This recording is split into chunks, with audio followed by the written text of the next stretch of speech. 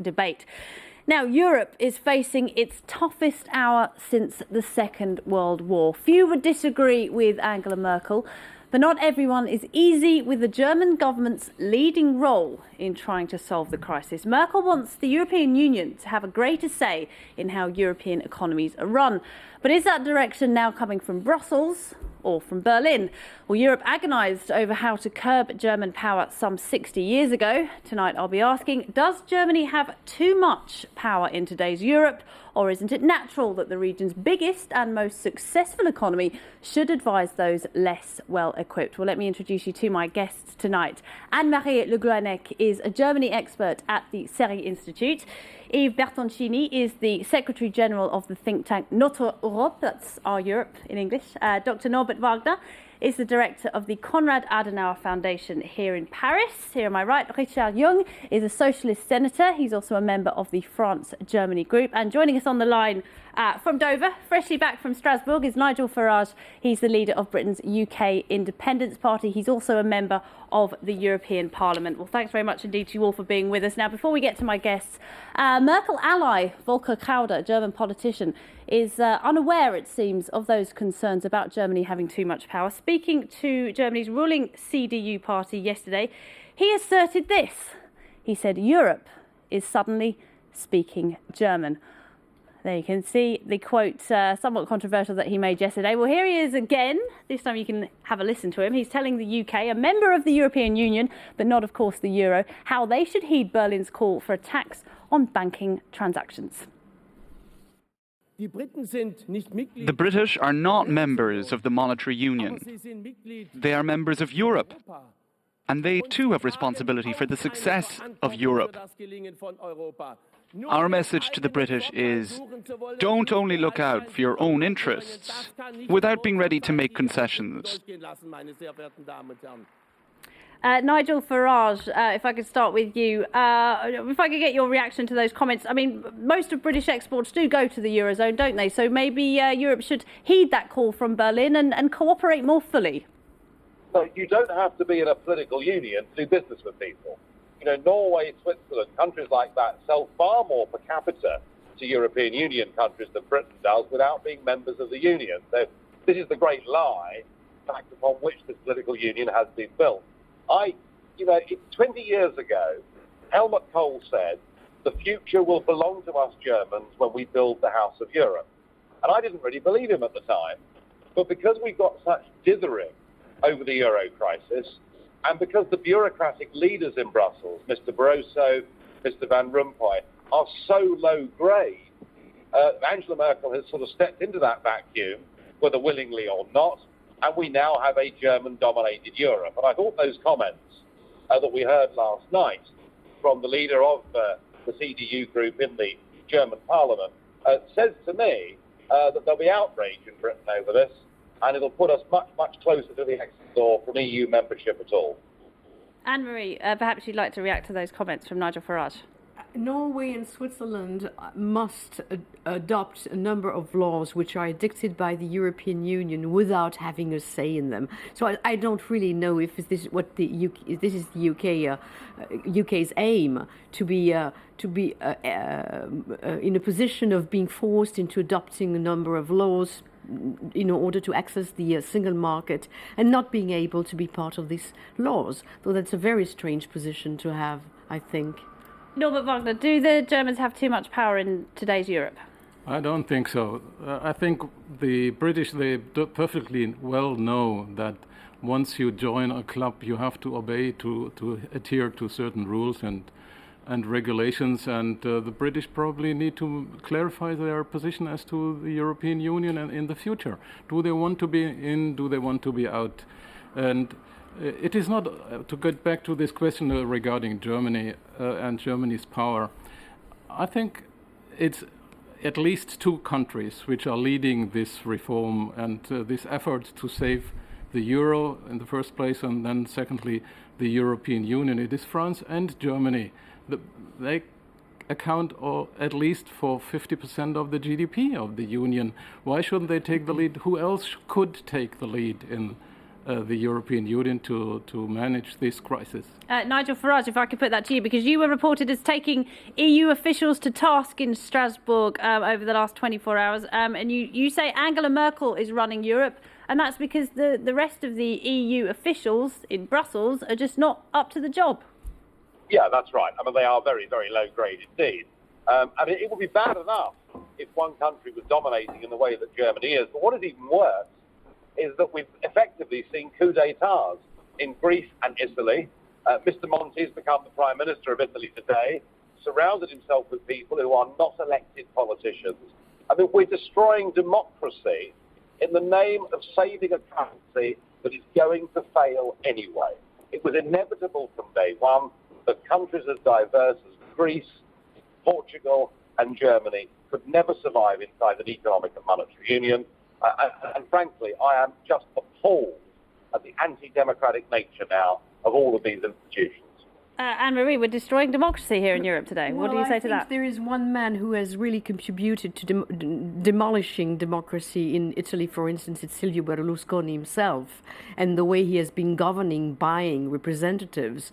So I think actually Mr. Monti is being in charge because democracy has failed, or what has been presented as democracy, which is not democracy. As to Greece, we have had a political class which has also spoilt the system completely. So I think the argument is absolutely wrong. If I could come to you, Richard Jung, were George Papandreou and Silvio Berlusconi removed because they were getting in the way of what Germany wants to push through in Europe in terms of economic reforms, tougher austerity measures, getting the economy back on track? No, well, they pretended to. Berlusconi pretended to do some of the measures he was asked to and didn't do them. That was clear. So there was a clear problem. On the other hand, Papandreou did, I would say, as much as the Greek people could stand for, and even then he was not followed by the people. In fact, we put Papandreou, the whole of EU put Papandreou in such a position that he couldn't do anything else but collapse. What we are doing is killing democracy with these austerity measures, which are absolutely insupportable for the people. And the result is minus 5% recession in Greece. Obviously, no country can live with this. But let me come back to Germany. Everybody says Germany, Germany. But of course, Germany has a very strong economic position. Social situation is something else inside Germany, but let's put it aside. But at the same time, the model has its limit. The model of Germany is to export, and Germany exports to the rest of Europe. But we must be in a situation where the rest of Europe can buy from Germany. And we are now in a position where this is not possible. And I think we must have a very clear discussion with our German friends on the model, on this model. All right, and just to bring you back to the economy, I guess the German argument might go that, look, we went through all this pain several years ago. We were the sick man of Europe. We took action. We fixed our economy, and now Germany's economy is doing much, much better than its neighbours. So maybe we should listen to them, no? Yes, of course. I mean, as far as the Eurozone is concerned, we should listen to Germany. It's different when dealing with, for example, foreign policy or intervention in Libya. In this field, the UK, for example, is more present. It's not within the Eurozone. It's the UK's choice. And within the Eurozone, for economic and historical reason, Germany is the hegemon. And in solving the crisis, the debt crisis, which goes beyond the Eurozone, which also exists in the UK, for example, or in the USA, Germany was accused not to play a leadership role. If we go back 6 months ago, I mean, there were critics about Angela Merkel's, reluctance to help Greece, for example, or to commit herself more in the resolution of the crisis. Now we have a very, very, very positive address, very, very positive commitment, which can be welcome. Let me very quickly put that to Nigel Farage, because we are about to lose him. Nigel Farage, Angela Merkel, she's damned if she does and damned if she doesn't. She was accused of not doing enough. Now she's being accused of overstepping the mark. What do you say to that? Well, well, she's in a very difficult position with her own electorate, of course, because, the voters of Germany do not want to sign unending blank checks to countries like Greece. I think she's found herself as the leader of Europe in many ways unwillingly, but we are where we are. And if senior members of our own party go on saying things like Mr. Kauder, then frankly, I think that'll break the whole European Union apart, which in many ways I think will be a good thing, because perhaps then we go back to doing business with each other, cooperating with each other, but not losing our democracy. All right, Nigel Farage from the UK Independence Party. Thanks very much indeed for joining us. We'll have to let him go. Anne-Marie, you wanted to respond to that? I wanted to say something provocative. I would like to say that, well, Mrs. Merkel and the party have been addressing the question of what should be done with Europe, but not what should be done with the current crisis. As far as Europe is concerned, there are proposals going forth with integration, but there is a crisis which is not only around the corner, but it's there. And so far, there has been very little German leadership.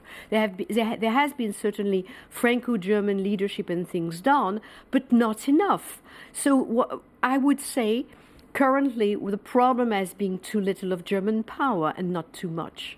That's the main problem, I think. Well, there are various things. First of all, this remark of Volker Kauders at the Leipzig Convention. I think even our member of the European Parliament can imagine what it is to be in a party convention and give a speech. They have to warm up the but he must know that his comments are going to be picked up by the world's media. You should take it with a little discretion and not at the face value. This is the first thing. As to the European crisis, I think that Germany and France, and I insist that it is in this crisis always France and Germany together, have done a lot. They have put together the EFSF, they have established or will establish the ESM.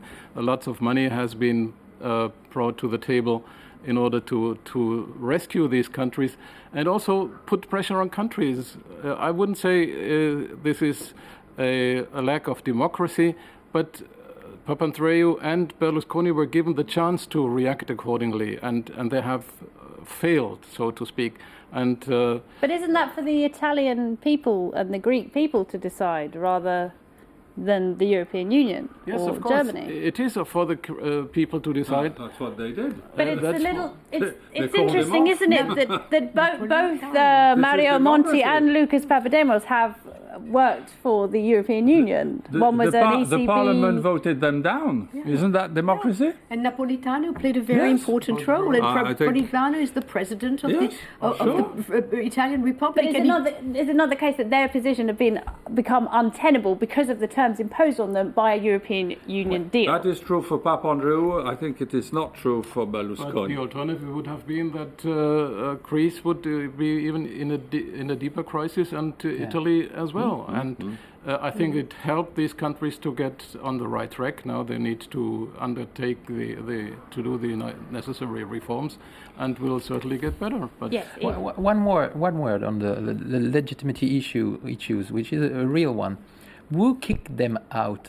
I mean, Mr. Papandreou and Mr. Berlusconi, the financial markets, simply because the interest rates were so high that they could not afford, granting money, taking money on the financial markets. And then after this, the parliament of these countries, the president of the republic said, well, this cannot go on like this.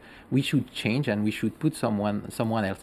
There is a difference between Greece and Italy. In Greece, you will have an interim government and you will have elections in February. So, I mean, this is clear democracy.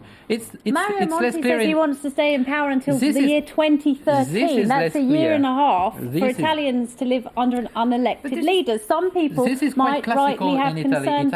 This is representative democracy. There is a parliament.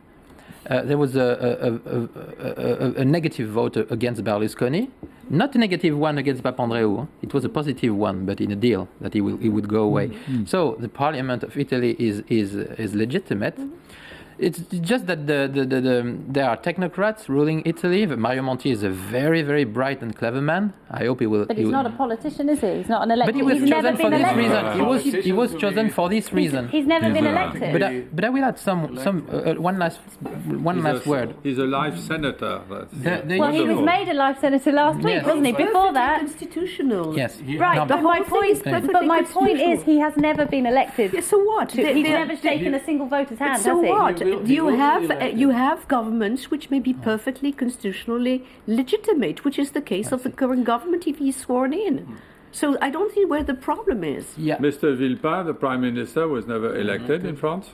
All right, so what happens, for example, No. if if I just put this to you, if François Hollande is to win the next presidential election, which he's expected to if we go by the current opinion polls, he is against the austerity measures being ploughed into European economies at the moment. Now, if he was to oppose what Germany and the rest of Europe is saying, that there must be more austerity, that debt must be paid down, might he be removed from power? And then would a technocrat be put in place to run France? Well, we're talking of a presidential election where he would be, if that was the case, voted by 45 million people. So I think that's What if he says, I want to hold a referendum on the ESSF? You cannot remove a president except in very, very special cases in France. Like But this in is the my US. point. We're seeing unprecedented situations That here wouldn't in work. Europe. Situation is different. But, In Italy, the situation is different because Monti will be elected and voted in as a new prime minister and his entire government. He will have a majority in the Italian government. So I don't think that's an issue. Let me come back on one point. I come back from England. I've just spent 2 days discussing with the Labour and hearing the speech, the European speech of the Prime Minister. And I must say, I come back very, very worried because the anti-European and anti-EU feeling is growing. And the two parties, I must say, are surfing on this. And the situation, in my view, is the following, that Great Britain will be, you were mentioning Switzerland, they will finish in the position of Switzerland. The power clearly will be shifting from the European institutions, which are weak, as you mentioned, to the Eurozone institutions, out of which England is not a member, and they will be out and they will finish like Switzerland. Switzerland is not in the EU, but they are pegged to the euro because they have a fixed rate of 1,20 Swiss francs for the euro. And they have no saying on the policy. So you have your choice. All right, we're going to have to leave it there. We're going to take a short break. When we come back, we'll have the latest headlines for you and the second part of tonight's debate. Don't go away.